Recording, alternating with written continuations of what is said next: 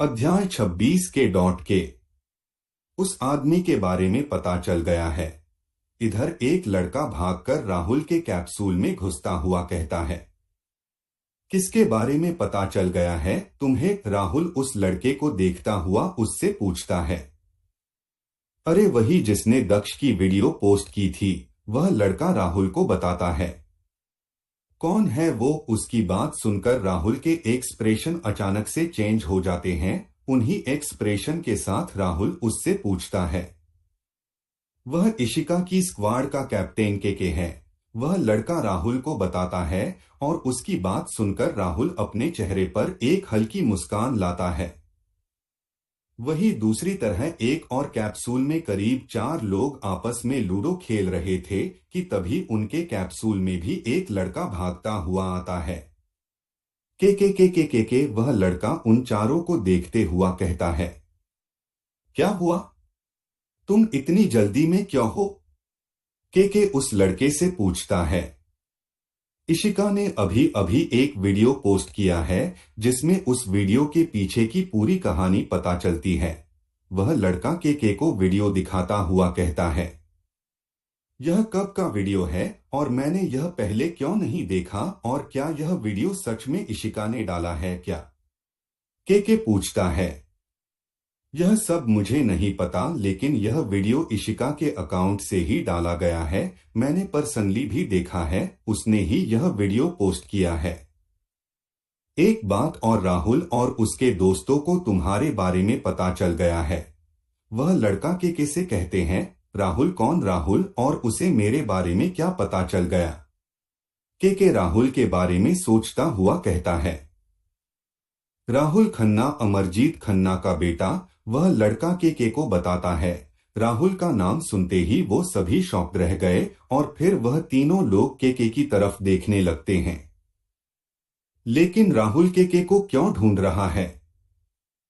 वहीं पर बैठा हुआ अयान उस लड़के से पूछता है।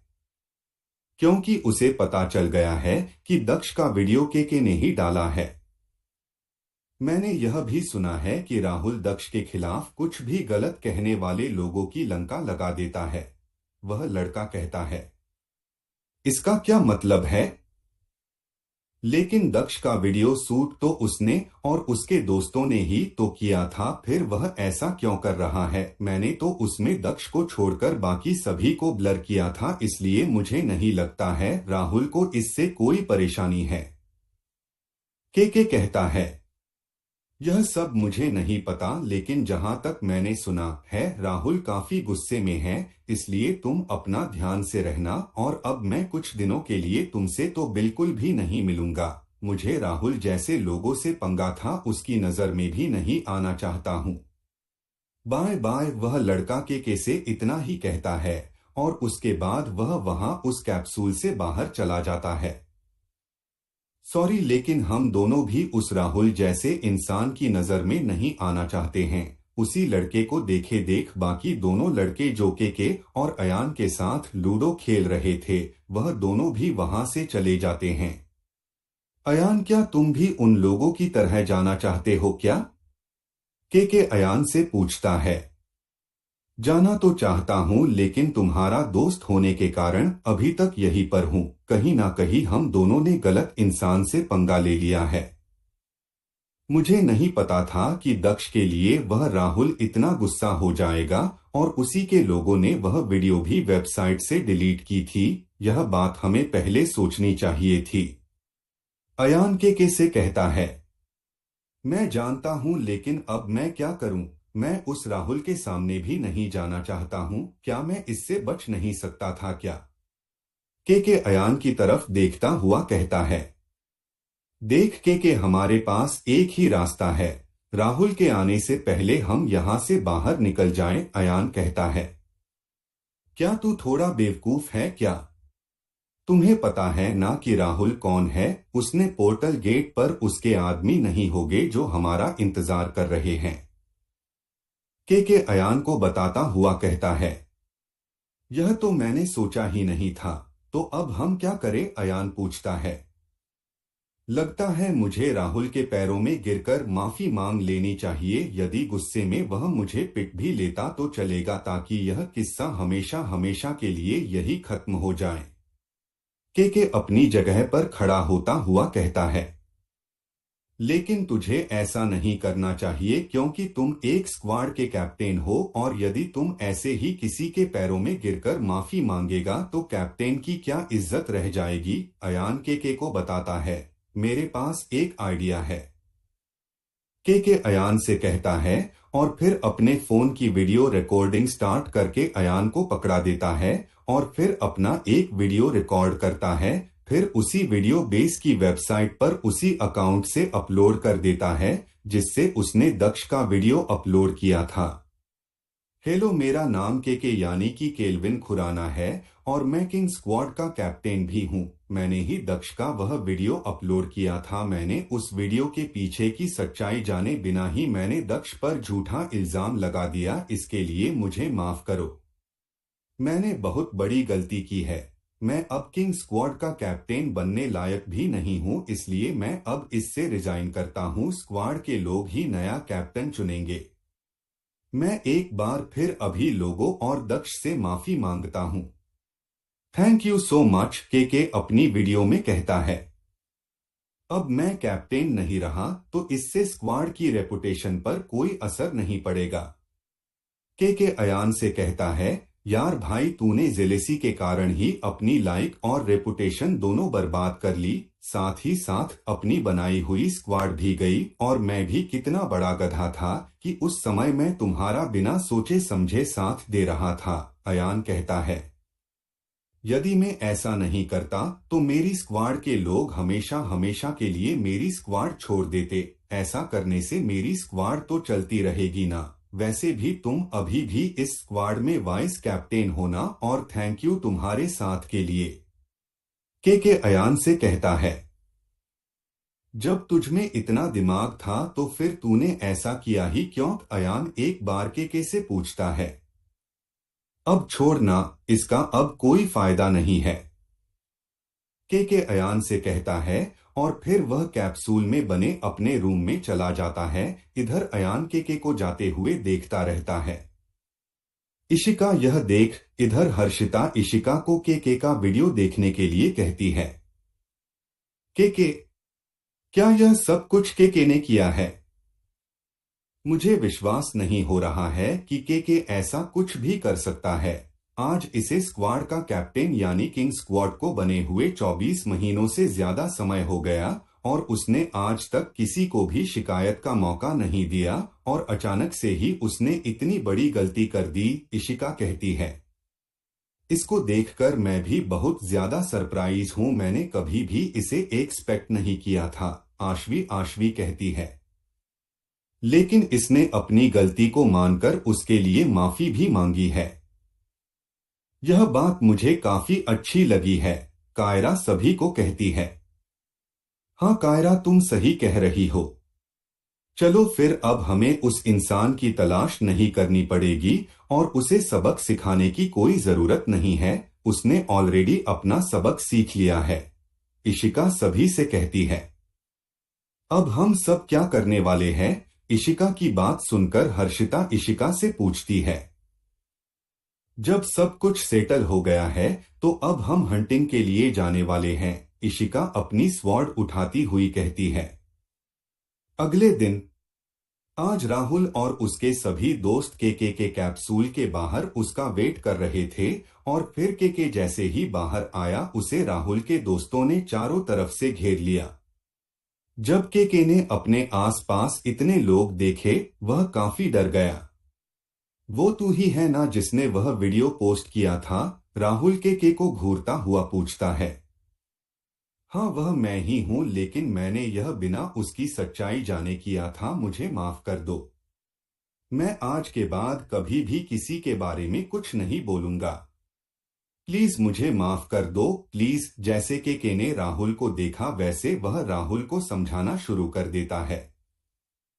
जब राहुल ने के को इतनी माफी मांगते हुए देखा तो फिर उसने भी एक वार्निंग देकर छोड़ना सही समझा। ठीक ठीक, यदि अगली बार से तूने किसी के साथ कुछ भी किया तो फिर मेरे से बुरा कोई नहीं होगा, राहुल कहता है और फिर वहां से चला जाता है। इधर उसके दोस्त भी वहां से जाने लगते हैं, लेकिन एक के हाथ में कुछ ज्यादा ही खुजली थी, इसलिए राहुल के दूर जाने के बाद उसने के कान के नीचे से एक बजा ही दिया। यदि यहाँ पर पुराने वाला राहुल होता तो फिर भगवान ही जाने के साथ क्या होने वाला था। अध्याय 27, नया सदस्य। 6 महीने बाद। अगले 6 महीनों में नोवा बेस में दक्ष के वीडियो का मामला पूरी तरह शांत हो और लोग अपने अपने काम में वापस लग गए, और वही के को भी अब लोग धीरे धीरे भूल गए थे। इसी वजह से वह वापस अपनी पुरानी जिंदगी जीने लगा था। इधर इशिका ने के का किंग स्क्वाड छोड़ दिया था। उसने अब अपना खुद का नया स्क्वाड बना लिया था जिसका नाम ब्लॉसम स्क्वाड था, जिनकी लीडर ओब्वियसली इशिका थी। इसमें सभी मेंबर्स लड़कियां थी, लेकिन इस स्क्वाड अभी भी काफी कम मेंबर्स थे। इशिका, हर्षिता, आशवी और कायरा के अलावा 7 लड़कियां और थी, जिनमें से सभी की सभी फ्रेशर थी। हर्षिता, हमें और भी अच्छे मेंबर चाहिए, अभी हमारी स्क्वाड बहुत ही ज्यादा कमजोर है, केवल मेंबर्स से काम नहीं होगा, हमें कोई अच्छा और पावरफुल मेंबर चाहिए, इशिका हर्षिता से कहती है। तभी वहां पर आशवी आ जाती है। इशिका और हर्षिता, तुम दोनों जल्दी मेरे साथ चलो, आशवी इशिका को कहती है। क्या हुआ आशवी, कहाँ ले जा रही हो, इशिका आशवी से कहती है। अभी अभी बेस में एक नई लड़की आई है और मैंने सुना है कि वह बहुत ही टैलेंटेड लड़की है, आशवी इशिका से कहती है। सच में, इशिका हैरानी से कहती है।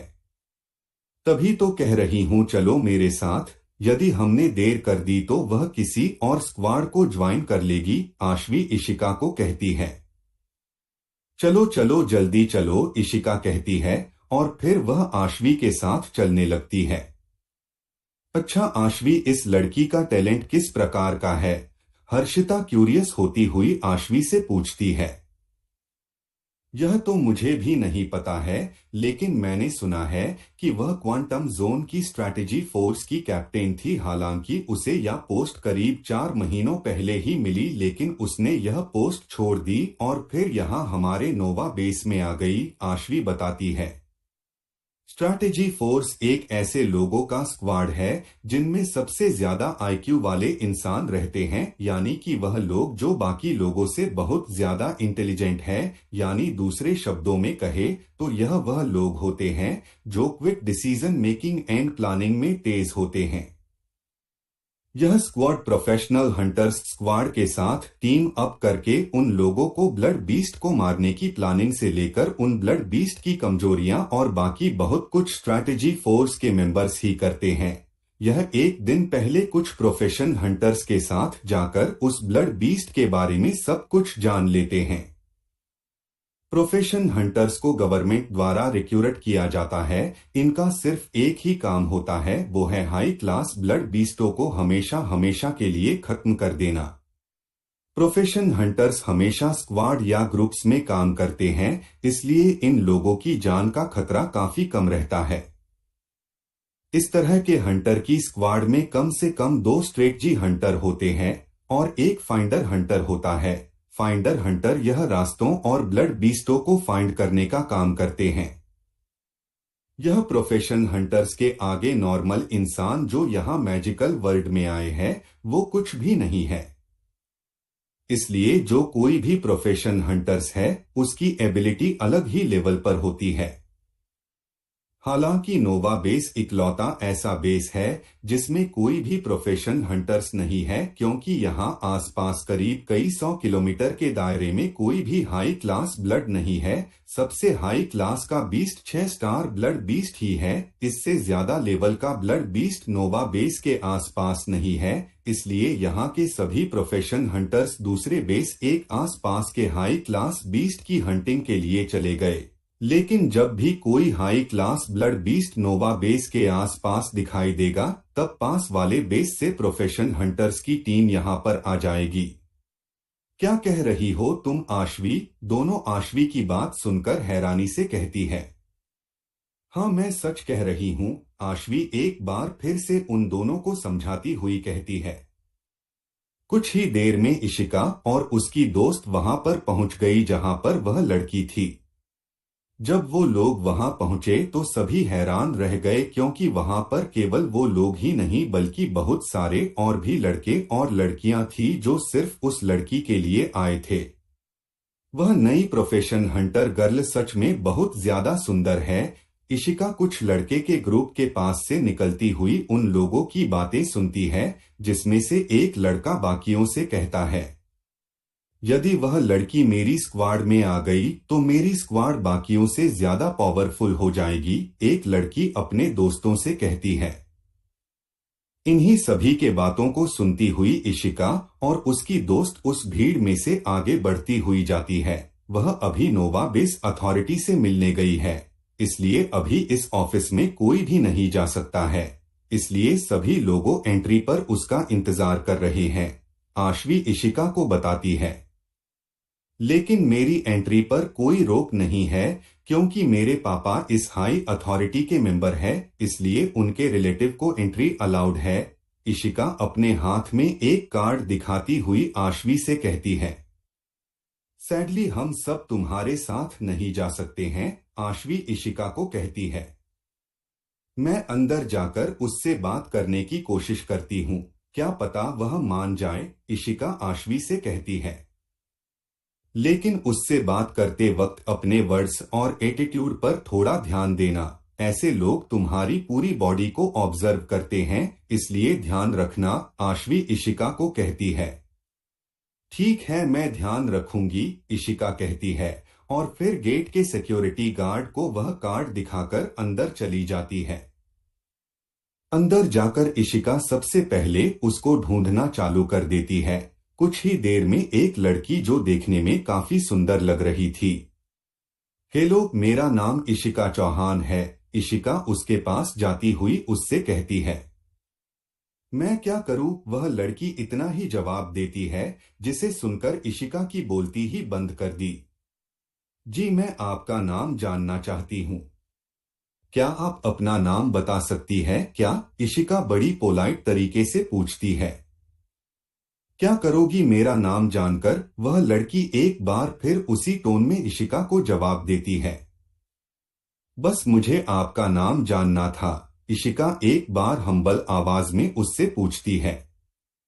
पलक, अब तुम अपना काम बोलो, तुम मुझसे सिर्फ मेरा नाम पूछने तो बिल्कुल भी नहीं आई होगी।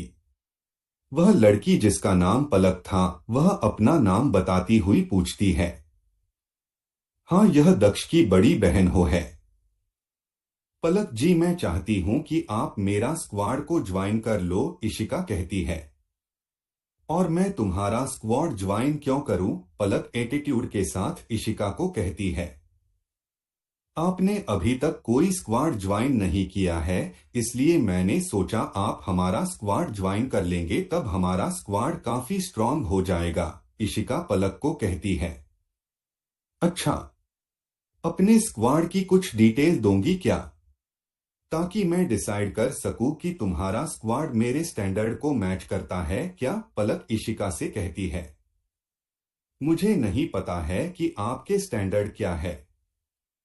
हमारे स्क्वाड में टोटल 11 मेंबर्स है, सभी लड़कियां हैं, उनमें से 7 लड़कियां फ्रेशर है और बची हुई 4 लड़कियों में से एक मैं हूं और 3 मेरी दोस्त है। हम चारों जल्द ही 4 स्टार स्वॉर्ड फाइटर में अपग्रेड होने वाले हैं, इशिका पलक को कहती है।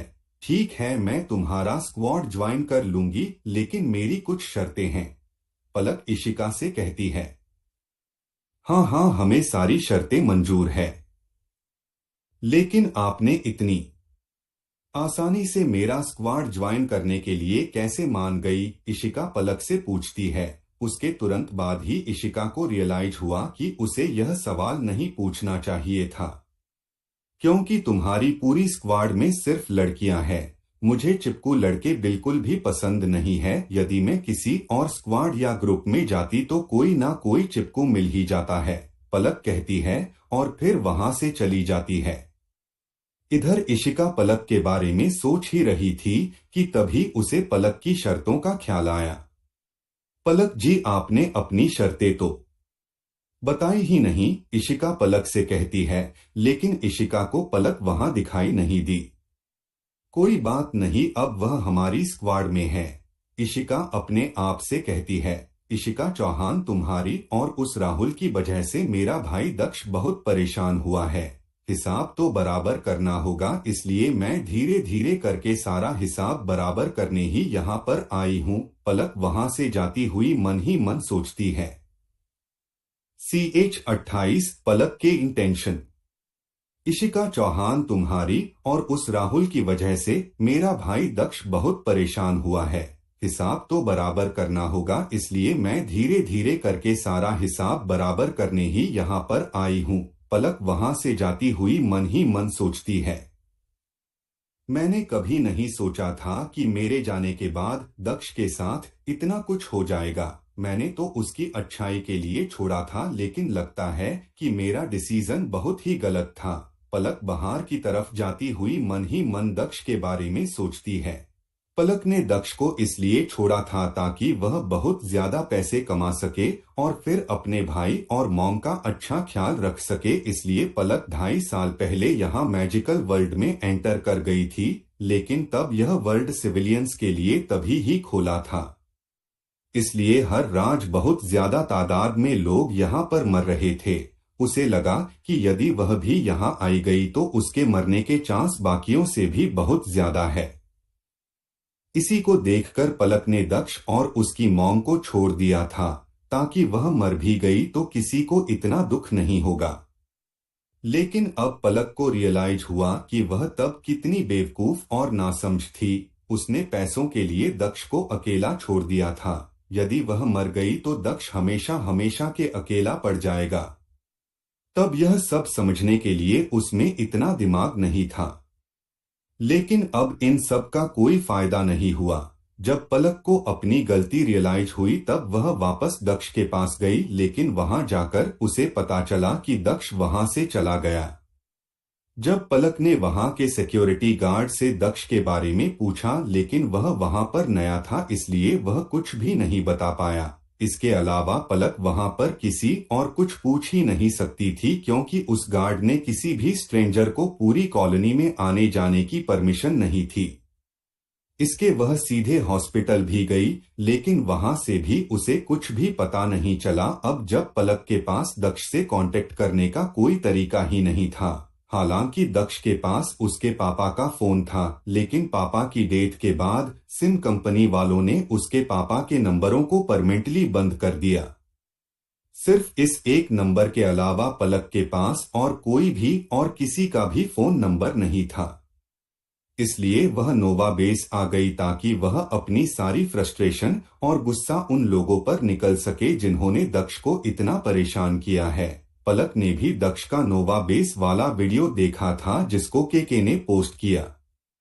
इधर हर्षिता और आशवी दोनों पलक को बाहर आती हुई देखती है और फिर वो दोनों इशिका के बाहर आने का वेट करने लगती है। जब काफी देर इशिका बाहर नहीं आई तो वो दोनों आपस में एक दूसरी को देखने लगती है। लगता इशिका इस लड़की को स्क्वाड ज्वाइन कराने में फेल हो गई है। आशवी हर्षिता से कहती है।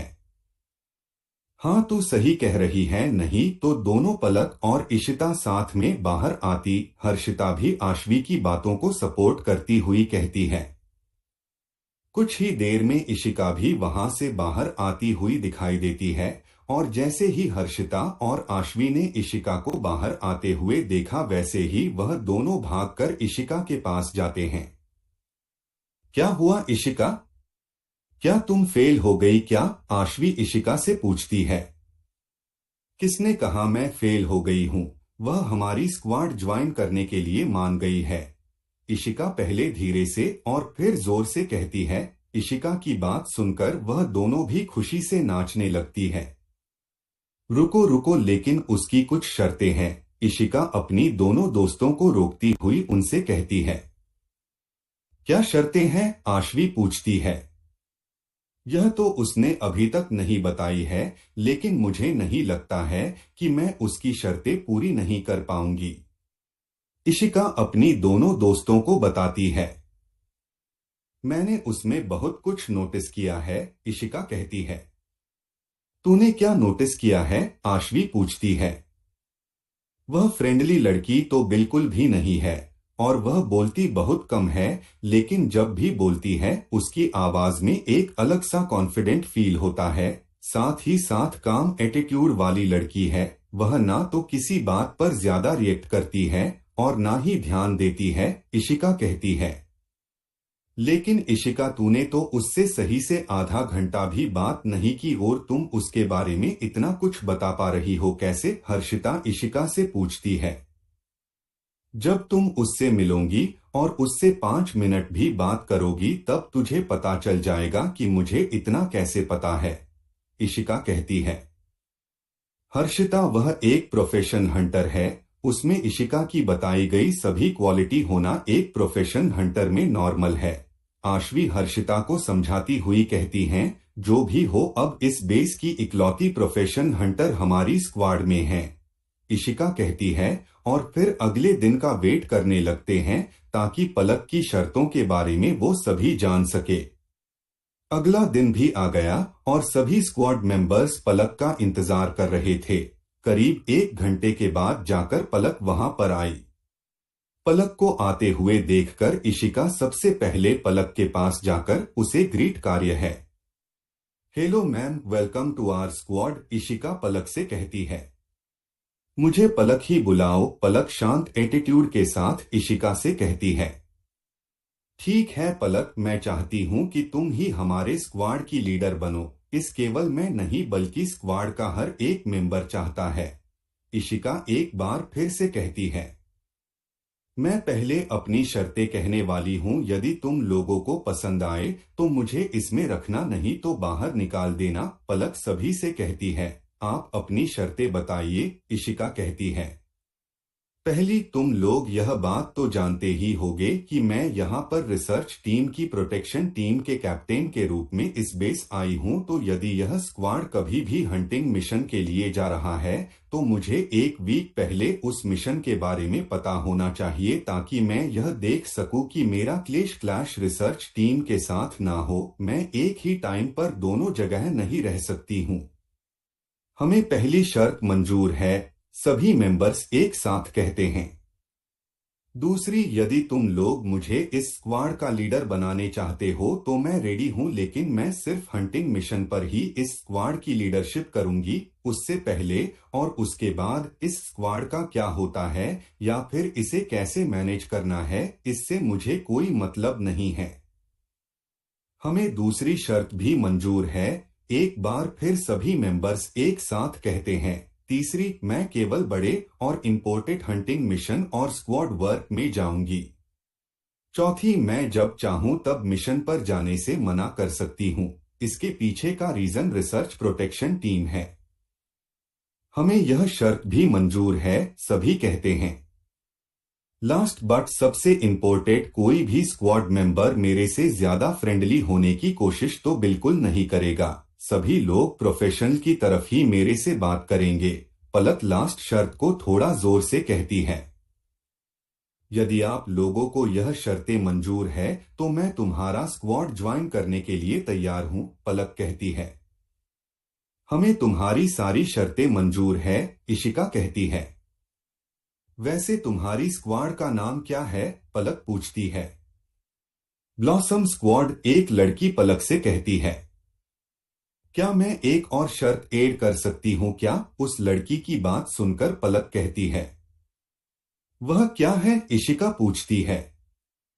मुझे स्क्वाड का नाम छोटे बच्चों और बच्चियों वाला नहीं चाहिए, पलक कहती है। यह सुनकर इशिका के दिल में आग सी लग गई थी, क्योंकि इशिका यह नाम बहुत ही ज्यादा पसंद था। मुझे यह नाम पसंद, इसलिए मैं यह नाम नहीं बदलूंगी, इशिता थोड़े गुस्से के साथ कहती है। ठीक है, पलक इशिका को कहती है। उसके बाद पलक वहां से चली गई। इन 6 महीनों में दक्ष ने सिर्फ अपनी फिजिकल बॉडी के डेवलप पर ध्यान दिया था। जब वह नोवा बेस में था तब उसे अपनी बॉडी की वीकनेस का पता चला। उसे यह भी पता चला कि उसका न केवल कमजोर है बल्कि उसमें फाइटिंग स्किल्स भी बिल्कुल भी नहीं हैं। इसलिए दक्ष पिछले 6 महीनों से अपनी फिजिकल बॉडी और फाइटिंग स्किल्स को इम्प्रूव कर रहा था, क्योंकि वह एक बार फिर मैजिकल वर्ल्ड में जाने वाला था, लेकिन इस बार वह पहले की तरह बिल्कुल भी नहीं जाने वाला था। उसने 6 महीने पहले ही एक 24/7 सुपरमार्केट में जॉब करना स्टार्ट कर दिया था, ताकि जब तक वह अपने फिजिकल फिटनेस को अच्छे से सुधार ना ले तब तक वह थोड़े पैसे भी कमा लेता। इसी सोच के साथ उसने जॉब स्टार्ट की थी। इससे उसे महीने के 20,000 रुपए मिलते थे। हालांकि एक फ्रेशर को किसी सुपरमार्केट में उतनी सैलरी मिलना थोड़ा मुश्किल था, लेकिन दक्ष ने नाइट ड्यूटी चुनी थी, क्योंकि रात में सुपरमार्केट में बहुत ही कम कस्टमर आते हैं और कभी कभी तो आते ही नहीं थे, इसलिए उसे ट्रेनिंग का काफी समय और मिल जाता था। इसी तरह दक्ष ने पिछले 6 महीनों में अपने आप को 2 स्टार रैंक से भी ऊपर की स्टार रैंक का बना लिया था। स्टार रैंक एक इंसान की सभी एस्पेक्ट में से किसी एक को देख कर दी जाती है, जैसे strength, intelligence, reflex, sense ability, toughness और इसी तरह बाकी एस्पेक्ट में से किसी भी एक में वह एक्स्ट्रा ऑर्डिनरी है, उन्हें हाई स्टार रैंक मिलती है, और जो इन एस्पेक्ट में कम है उसे कम स्टार रैंक मिलती है। दक्ष किसी एक चीज में अपने आप को बेहतर नहीं करना चाहता था, क्योंकि उसे स्टार रैंक से कोई मतलब नहीं और ना ही उसे प्रोफेशनल हंटर बनना था। वह तो अपनी सभी एस्पेक्ट को बेहतर करना चाहता था, ताकि वह ब्लड बीस्ट को मार सके और उससे ज्यादा से ज्यादा पैसे कमा सके। इस समय तक आकर दक्ष एक बार फिर वैसा हो गया जैसा वह जब था तब। वह करीब 1 साल के लिए मैजिकल में पहुंच गया था, लेकिन दक्ष को आज तक यह समझ नहीं आया कि वह वहां पहुंचा कैसे।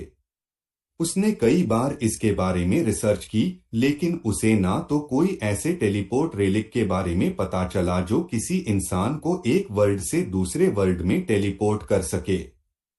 दक्ष को कई और टाइप के टेलीपोर्ट रेलिक जो किसी इंसान को कुछ ही डिस्टेंस तक टेलीपोर्ट कर सकते थे। मैक्सिमम दूरी तक टेलीपोर्ट करने वाला रेलिक एक इंसान को 200 किलोमीटर दूर टेलीपोर्ट करने की कैपेबिलिटी रखता था, लेकिन दक्ष ने जितने भी टेलीपोर्ट रेलिक देखे थे उन सभी का स्ट्रक्चर बिल्कुल समान था, बस कुछ माइनर चेंज के अलावा कुछ भी अलग नहीं था। लेकिन दक्ष को जो टेलीपोर्ट रेलिक मिला था वह इनसे बिल्कुल अलग और डिफरेंट शेप का था।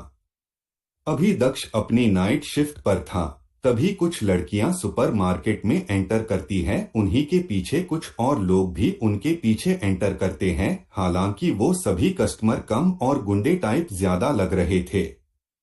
कुछ देर तक वह तीनों लड़कियां वहां से कुछ सामान लेकर दक्ष के पास आती है और फिर वह सामान की बिलिंग करवाने लग जाती है। दक्ष उन तीनों को ध्यान से ऑब्जर्व करता है, जिससे वह यह बता सकता था कि उन लड़कियों को अभी तक उन लोगों के बारे में नहीं पता है। वो तीनों आपस में किसी के बारे में बातें करती हुई वहां से बाहर निकल जाती है, लेकिन जब वह लड़कियां बाहर निकल रही थी तब दक्ष को कुछ तो अजीब लग रहा था। और फिर उन्हीं लड़कियों के पीछे पीछे वो सभी लोग भी बिना कुछ खरीदे ही सुपरमार्केट से बाहर निकल जाते हैं, जिसे देखकर दक्ष की कंफर्म हो गया कि ये लोग सिर्फ उन लड़कियों का पीछा ही कर रहे हैं। लगता है आज मुझे अपनी ड्यूटी यहीं पर खत्म करनी पड़ेगी, दक्ष सुपरमार्केट के बिलिंग काउंटर से बाहर आता हुआ कहता है।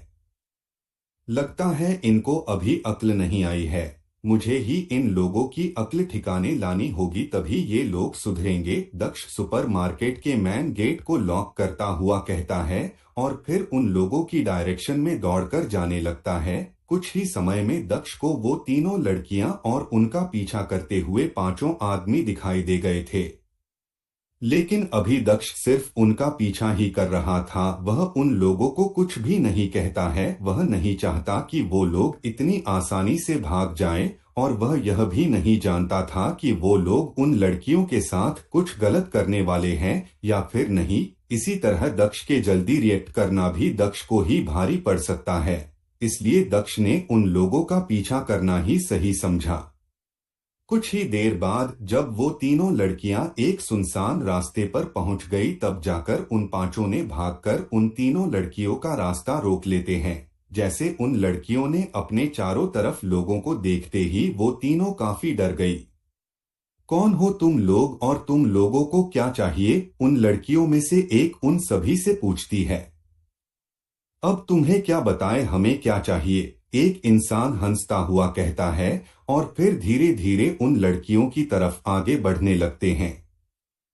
जैसे ही वह आदमी अपना कदम आगे की तरफ बढ़ाता है, वैसे ही वो तीनों लड़कियां अपने पैर धीरे धीरे पीछे की तरफ बढ़ा देते हैं।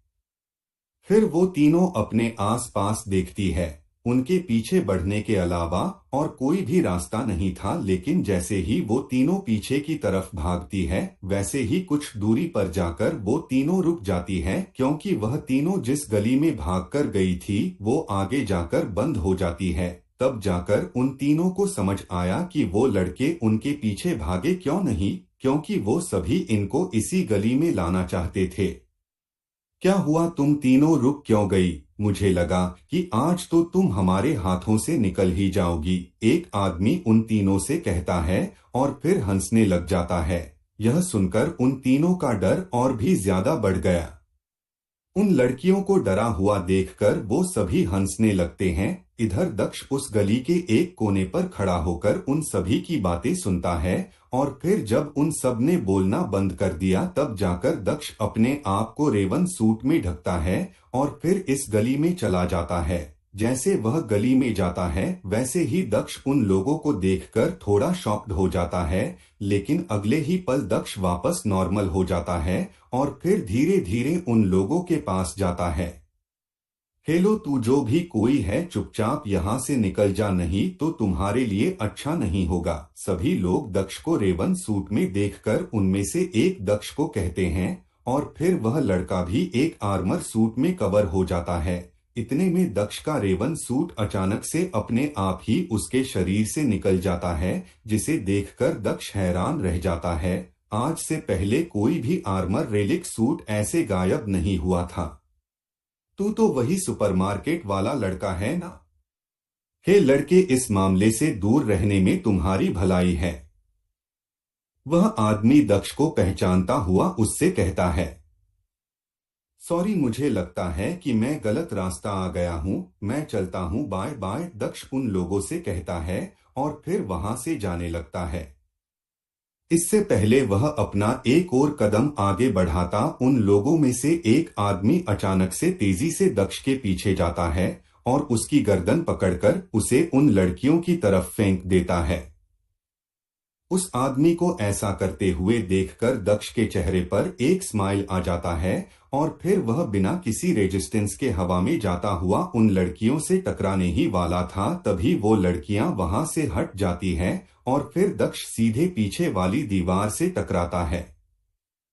अरे मोरी मैया लग गई रे! अरे बड़े भाई, कौन सी चक्की का आटा खाते हो जो इतने ताकतवर हो? तुम कहते तो मैं ऐसे चुपचाप आ जाता, ऐसे फेंकने की क्या जरूरत थी? दक्ष अपनी पीठ को सहलाता हुआ उससे कहता है। क्या कर रहे हो तुम लोग? तुम इस बच्चे को ऐसे ही जाने दे रहे थे? इसने हम सबको देख लिया है और ऊपर से यह एक बीस्टहंटर भी है। तुम लोग पागल वागल तो नहीं हो गए हो? वह आदमी दूसरे आदमी से कहता है। अध्याय 30, लड़कियां खतरनाक हैं। अरे मोरी मैया लग गई रे! अरे बड़े भाई, कौन सी चक्की का आटा खाते हो जो इतने ताकतवर हो? तुम कहते तो मैं ऐसे चुपचाप आ जाता, ऐसे फेंकने की क्या जरूरत थी? दक्ष अपनी पीठ को सहलाता हुआ उससे कहता है। क्या कर रहे हो तुम लोग?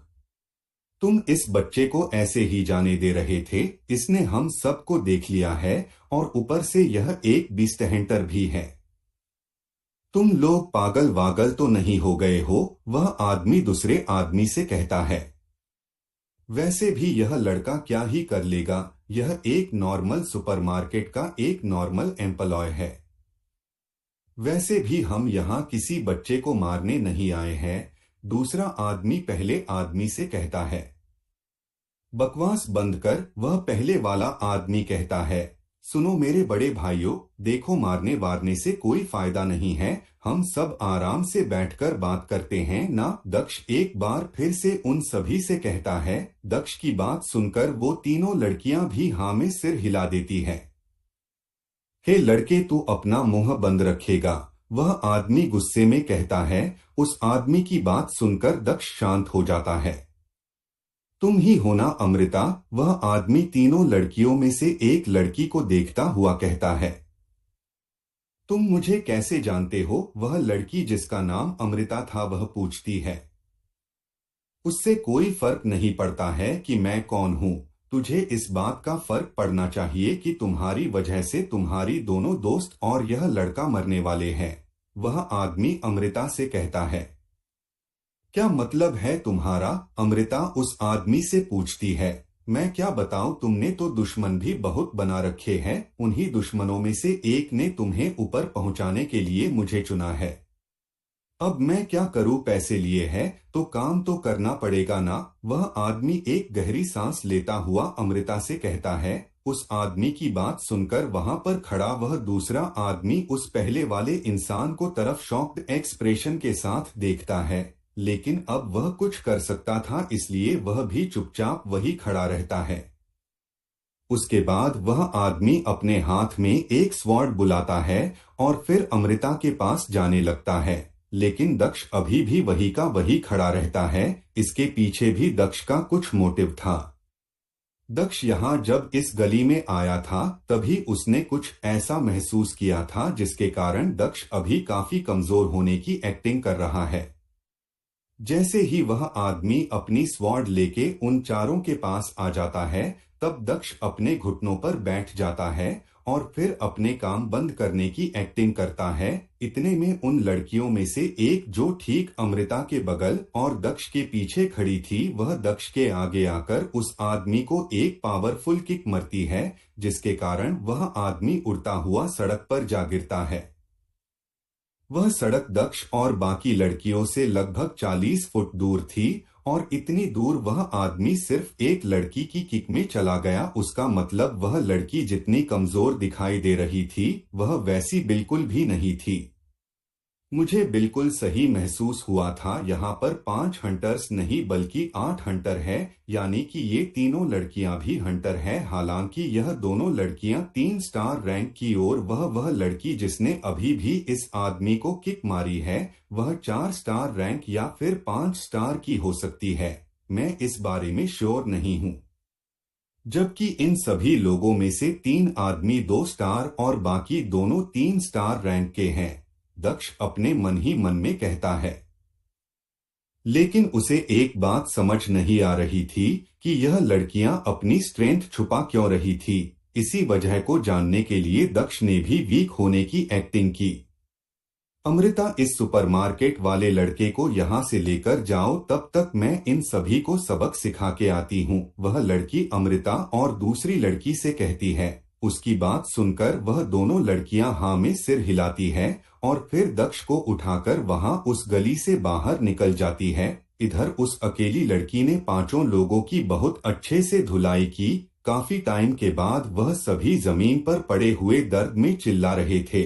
तब वह लड़की उसके आदमी के पास जाती है जिसने अभी अभी अमृता को जान से मारने की धमकी दे रहा था।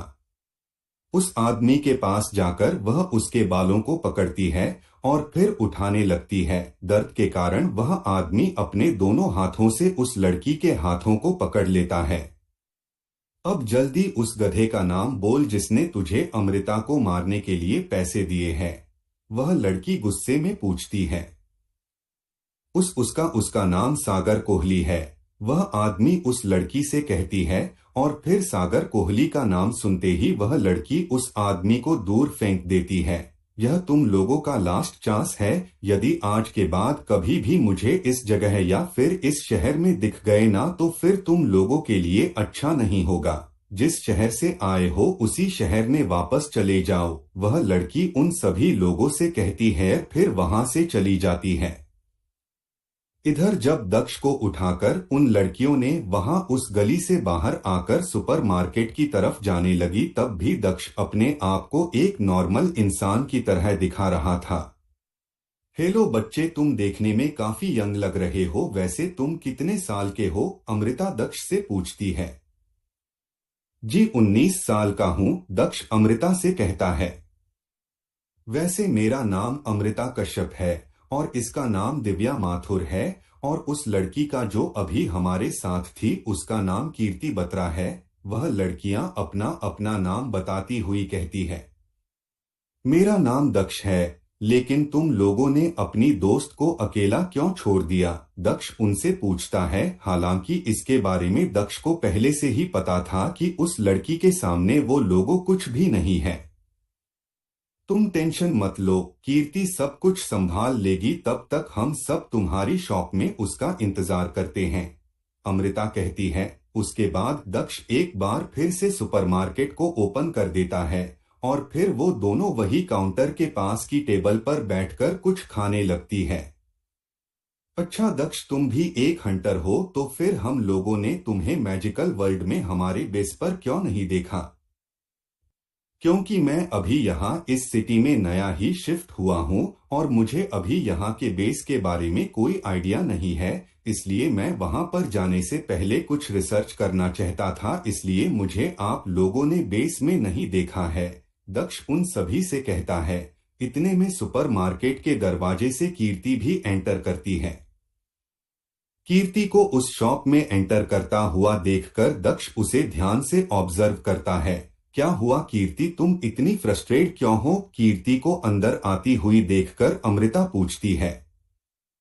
उन कमीनों को उस सनकी सागर ने भेजा था, तुमने उसे रिजेक्ट कर दिया था ना, तो उससे वह रिजेक्शन बर्दाश्त नहीं हुआ, इसलिए तुमसे अपनी बेइज्जती का बदला लेने उन लोगों को भेजा था। कीर्ति गुस्से से अपना हाथ टेबल पर मारती हुई कहती है। जस्ट रिलैक्स कीर्ति, तुम जानती ही हो कि वह गधा सागर दिमाग से हिला हुआ है, उस पूरी तरह पागल और सनकी है, उसने आज तक कितनों को मारने की कोशिश की है, अब उसका टारगेट अमृता है, कुछ दिनों में वह इस पर भी गिव अप कर देगा। दिव्या कीर्ति को शांत करती हुई कहती है। हाँ कीर्ति, तुम बेमतलब ही अपने दिमाग को गर्म कर रही हो, ऐसा करने से तुम्हारा ही नुकसान है, अमृता कीर्ति से कहती है। वैसे कीर्ति जी, आपकी वह किक कमाल की थी, दक्ष कीर्ति से कहता है। जैसे ही कीर्ति ने दक्ष की बात सुनी तो वह पलटती है और दक्ष की तरफ अपनी शार्प आंखों से देखने लग जाती है। कीर्ति को ऐसे अपनी तरफ देखते हुए देखकर दक्ष थोड़ा अलर्ट हो जाता है। तो आपको क्या लगता है इस कहानी में आगे क्या होगा? कृपया अगले एपिसोड के लिए चैनल को लाइक और सब्सक्राइब करें।